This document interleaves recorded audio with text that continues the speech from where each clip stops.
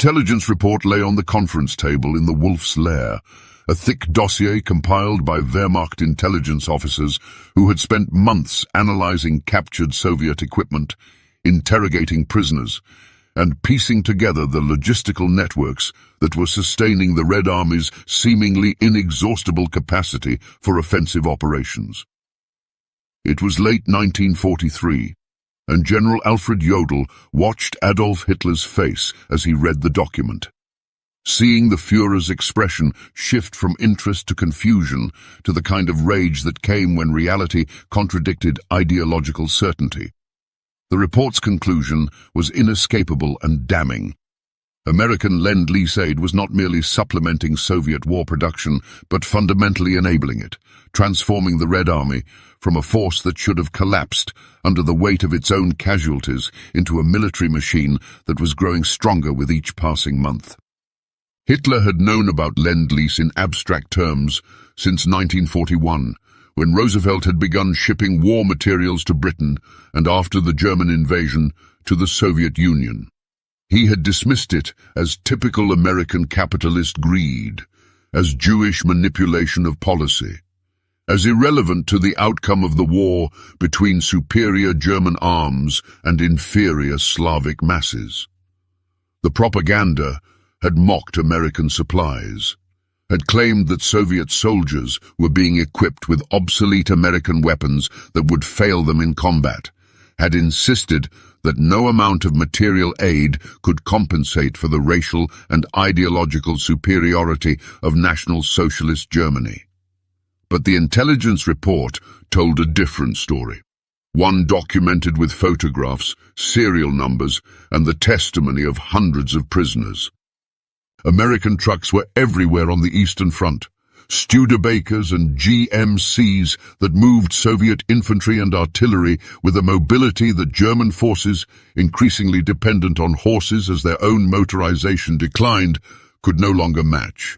American locomotives were hauling supplies across the Trans-Siberian Railway and the rebuilt Soviet rail network, maintaining the logistical flows that kept Soviet armies supplied despite the vast distances involved.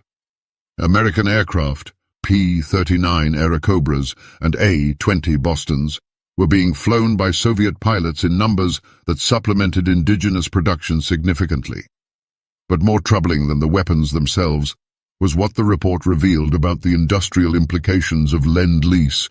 American shipments included vast quantities of raw materials, aluminum and steel that fed Soviet aircraft and tank production, copper for electrical systems and ammunition, petroleum products that fueled Soviet vehicles and aircraft, machine tools that equipped Soviet factories. The aid extended to seemingly mundane items that proved crucial for sustaining military operations. Boots and uniforms, clothing Soviet soldiers, food rations feeding Soviet armies, field telephones enabling Soviet communications. The numbers documented in the report were staggering. By late 1943, the United States had shipped to the Soviet Union over 200,000 trucks, thousands of aircraft, hundreds of thousands of tons of steel and aluminum, millions of tons of food, and enough other material to fill hundreds of cargo ships. This was in addition to the weapons and supplies being shipped to Britain and the forces being mobilized for American operations in the Mediterranean and the coming invasion of France. The productive capacity it represented, the ability to supply multiple allies with such quantities while also building up American forces, exceeded anything in German economic planning. General Georg Thomas, who had headed the War Economy and Armaments Office and understood industrial warfare better than most German officers, had tried to explain to Hitler years earlier what American industrial capacity meant for Germany's strategic prospects. Thomas had compiled statistics showing American steel production, automotive manufacturing, and oil refining capacity had demonstrated that the United States could outproduce Germany in every category of industrial output, had argued that bringing America into the war would create insurmountable material disadvantages for the Reich. Hitler had dismissed Thomas's warnings, had relieved him of his position, had rejected the entire premise that industrial capacity mattered more than will and racial superiority. But now, Reading reports about the scale of American aid reaching the Soviet Union, seeing the implications for Soviet combat capability, Hitler could no longer entirely ignore the reality that Thomas had documented. The question was whether he could acknowledge what those implications meant for Germany's ability to win the war. Field Marshal Erich von Manstein, commanding Army Group South and conducting a series of brilliant defensive operations that were nonetheless steadily losing ground to Soviet offensives, had sent his own assessments to OKW documenting the role of American equipment in Soviet success. Manstein noted that Soviet logistics had improved dramatically, that supplies reached frontline units with a reliability that had not characterized earlier Soviet operations, that the Red Army's mobility had increased to the point where conducting mobile defense against them was becoming increasingly difficult.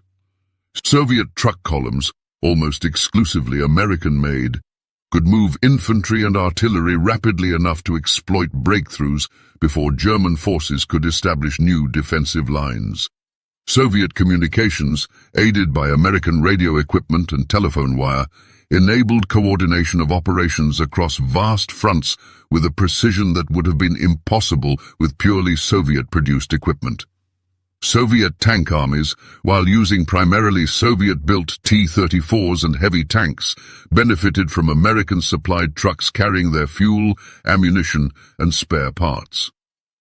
Manstein's reports emphasized that German forces were still tactically superior, that German soldiers outfought Soviet counterparts in individual engagements, that German armor and anti-tank weapons remained effective.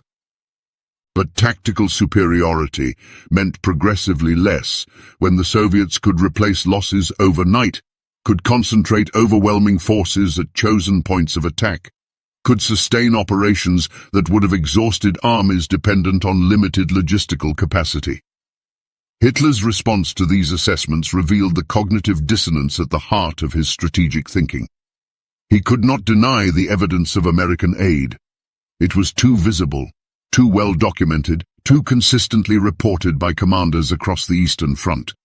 But acknowledging its significance meant acknowledging that American industrial capacity was decisive, that material factors could overcome the racial and ideological superiority he had always proclaimed as central to German victory. So Hitler oscillated between dismissing Lend-Lease as marginal and raging against it as proof of Jewish capitalist conspiracy. At one moment, American aid was insignificant, merely supplementing what the Soviets could have produced themselves, changing nothing fundamental about the military balance. At the next, it was the crucial factor, the unfair advantage that explained why the racially inferior Soviets had not collapsed, as his ideology predicted they should. This inconsistency reflected Hitler's inability to integrate contradictory information into his worldview. His entire political project was premised on racial hierarchy and the supremacy of will over material circumstances. Admitting that American factories could determine the outcome of the war in the East meant admitting that his fundamental premises were wrong, that industrial capacity mattered more than racial purity, that the mongrel democracy he despised possessed advantages that National Socialist Germany could not overcome. The intelligence reports also documented the routes by which American aid reached the Soviet Union, and these routes themselves revealed strategic realities that undermined Hitler's hopes for victory. The northern route through Murmansk and Archangel was harassed by German submarines and aircraft based in Norway, but it continued functioning, delivering supplies throughout the war. The southern route through Iran, which the British and Soviets had jointly occupied in 1941, was beyond German reach, a secure supply line running from the Persian Gulf through Iran to Soviet Central Asia. Most significantly, the Pacific route from American West Coast ports to Vladivostok was completely secure due to Soviet-Japanese neutrality. American ships could sail across the Pacific unmolested, delivering supplies that were then carried westward on the Trans-Siberian Railway. This route alone delivered millions of tons of supplies, and Germany could do nothing to interdict it, because it lay entirely outside any area where German forces could operate. Hitler's strategic planning had never adequately accounted for geography's role in logistics. He had thought in terms of decisive battles and conquered territories, not supply routes and industrial capacity distributed across continents. The fact that America could supply the Soviet Union from multiple directions, that at least one major supply route was completely invulnerable to German interdiction, that the distances involved were so vast that German power could not reach them. All of this contradicted his conception of warfare as primarily about will and racial struggle. Albert Speer, Hitler's armaments minister, who had dramatically increased German weapons production through rationalization and efficiency measures, provided his own analysis of the Lend-Lease situation in early 1944. Speer's assessment was technical rather than ideological, focused on production statistics and resource allocation. His conclusion was that while German production had increased significantly under his management, it could not match the combined output of American, British, and Soviet industry. More specifically, the American ability to supply both its own forces and its allies meant that Germany faced not just numerical superiority, but a systemic disadvantage in industrial warfare. Speer noted that American aid allowed the Soviet Union to concentrate its industrial capacity on weapons production, tanks, artillery, aircraft, while America provided trucks, locomotives, raw materials, and food. This division of labor meant that Soviet factories could focus on what they did best, while receiving from America what American factories produced most efficiently. The result was a more effective use of both economies' productive capacity than either could have achieved independently. Germany, by contrast, had to produce everything itself. German factories made tanks and trucks, weapons and locomotives, steel and aluminum. German agriculture fed German soldiers and civilians. German synthetic fuel plants supplied the military and economy. There was no Allied industrial power supplementing German production, no division of labor that could optimize output. The result was that Germany was fighting an industrial war while carrying the full burden of that war's material requirements without the force multiplication that Lend-Lease provided the Allies. Speer's attempts to explain these realities to Hitler were frustrated by the Führer's insistence on interpreting everything through the lens of will and determination. When Speer presented production statistics showing the material disadvantages Germany faced, Hitler responded with exhortations about German ingenuity and superior weapons quality. When Speer noted that quality could not overcome quantity disparities of the magnitude Germany faced, Hitler accused him of defeatism. The truth was that German weapons were often superior to Allied equivalents on a unit-to-unit basis. The Panther and Tiger tanks outclassed American Shermans and Soviet T-34s individually. German fighter aircraft were competitive or superior to Allied designs. German artillery and small arms were excellent, but these qualitative advantages meant nothing when Germany produced hundreds of advanced weapons while facing thousands of adequate Allied weapons supported by logistics that worked efficiently. This was the central reality that Lend-Lease illuminated. Modern industrial warfare was decided not by the quality of individual weapons, but by the system's overall capacity to produce, transport, and employ military power. America had created a system that could outproduce the Axis powers while also managing global logistics to deliver that production wherever it was needed. Germany had created impressive weapons, but lacked the systemic capacity to match Allied material superiority. The reports also documented specific examples of how Lend-Lease equipment enabled Soviet operations. In the Great Soviet Offensives of 1943 and 1944, the liberation of Ukraine, the destruction of Army Group Center, the advance into the Balkans, American trucks had provided the mobility that allowed Soviet forces to exploit breakthroughs. Soviet tank armies, while using Soviet-built armor, depended on American trucks for their supply columns, their infantry support, their artillery movement. Soviet aviation had been transformed by American aircraft deliveries. While Soviet factories produced excellent fighters like the Yak-9 and ground attack aircraft like the Il-2 Sturmovik, American bombers and fighters supplemented these in significant numbers. More importantly, American aviation fuel and high-octane gasoline allowed Soviet aircraft to operate at performance levels they could not have achieved with purely Soviet-produced fuel. The food situation was particularly revealing. American food shipments, including Spam and powdered eggs that became staples of Soviet military rations, freed Soviet agriculture to support civilian populations and reduce the pressure on Soviet food production systems. Soviet soldiers advanced on American rations, sustained by calories imported from a continent that had never known invasion or siege, that could produce abundant food while also producing weapons and vehicles in quantities that exceeded Axis output. Hitler's reaction to information about food aid was especially bitter. The entire ideological foundation of his Eastern policy, the concept of Lebensraum, had been predicated on Germany needing Ukraine's agricultural production to feed its population.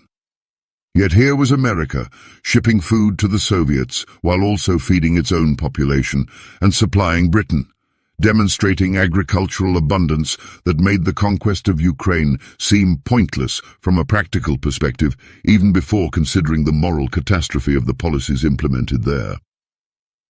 The U-boat campaign in the Atlantic, which Hitler had believed would strangle Allied logistics and prevent American aid from reaching Europe, had manifestly failed to achieve this objective.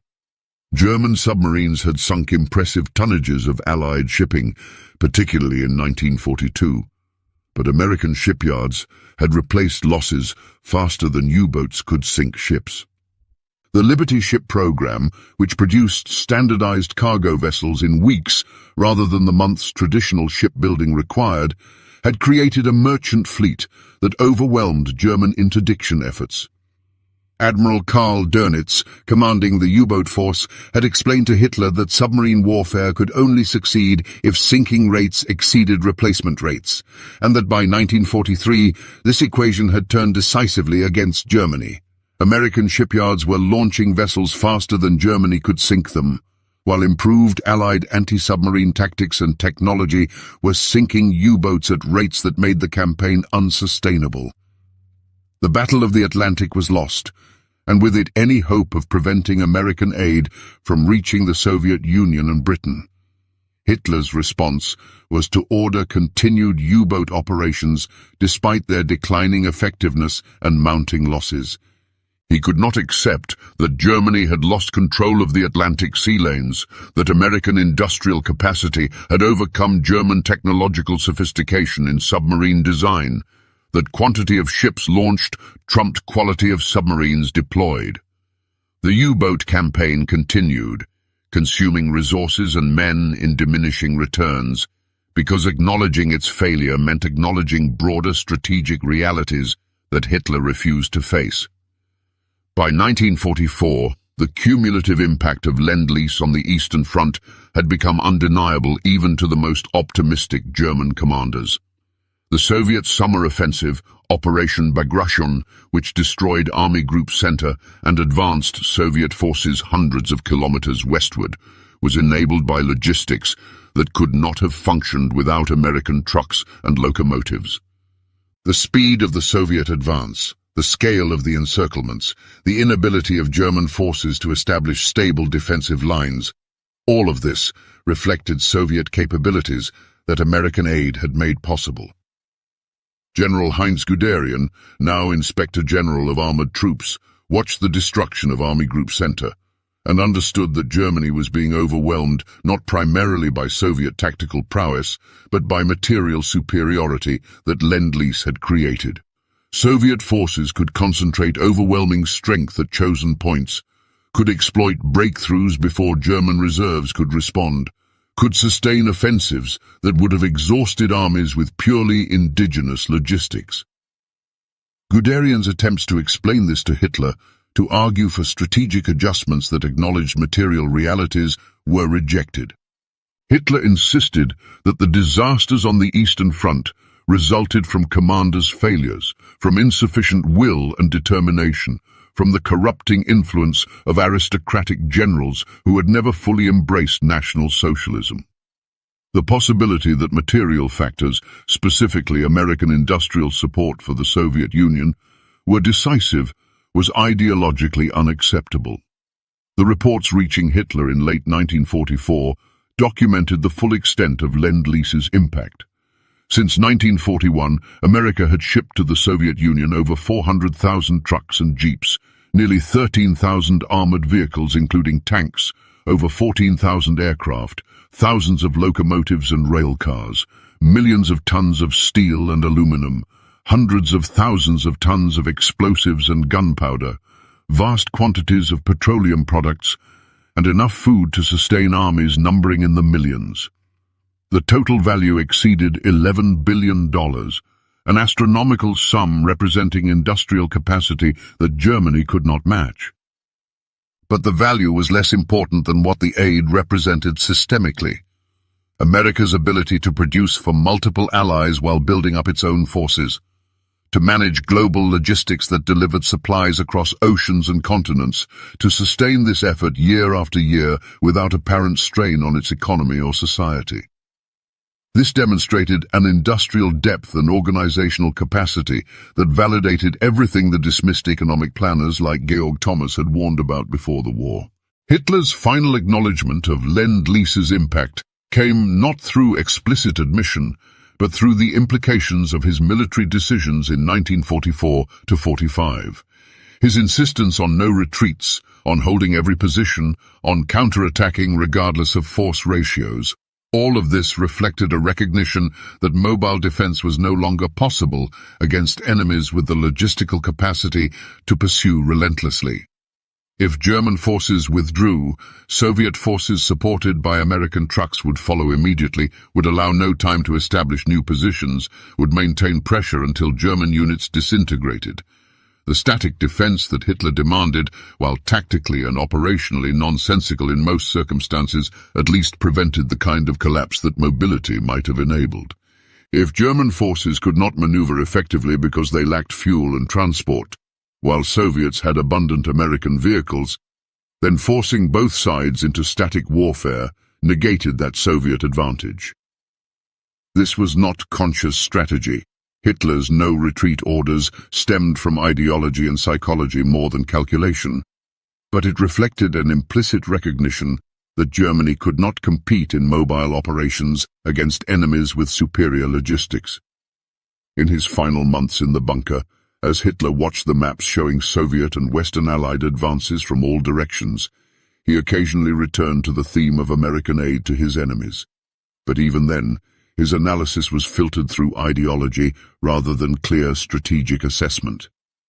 Lend-Lease became proof of Jewish conspiracy, of capitalist manipulation, of the mongrel Americans being controlled by the same forces that Hitler believed controlled the Soviet Union. The possibility that it was simply the product of American industrial capacity and political decision-making, that democracies and market economies could outproduce totalitarian states in total war, remained unacceptable. The tragic irony was that Hitler's own intelligence services had provided accurate assessments of American productive capacity before the war, had documented what bringing America into the conflict would mean for Germany's strategic prospects, had warned that fighting enemies who could access American industrial support was potentially suicidal. But Hitler had dismissed these assessments, had believed that will and racial superiority would overcome material disadvantages, had convinced himself that American democracy was weak and its economy manipulated by Jews rather than genuinely productive. Lend-Lease proved these assumptions catastrophically wrong. American factories had produced for multiple allies, while also equipping American forces that were now converging on Germany from east and west. American logistics had delivered these supplies across oceans and continents, despite German efforts to interdict them. American economic organization had managed this effort, without apparently straining the economy, without requiring the kind of totalitarian mobilization that Hitler believed was necessary for total war.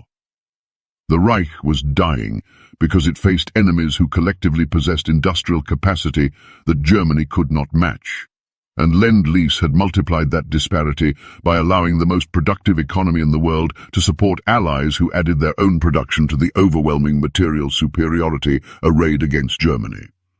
Hitler understood this on some level in his final months, understood that American aid had been decisive, understood that his ideological certainties had been proven false by the evidence of Soviet soldiers advancing on American trucks, fed by American food, supported by logistics that American industrial capacity had made possible.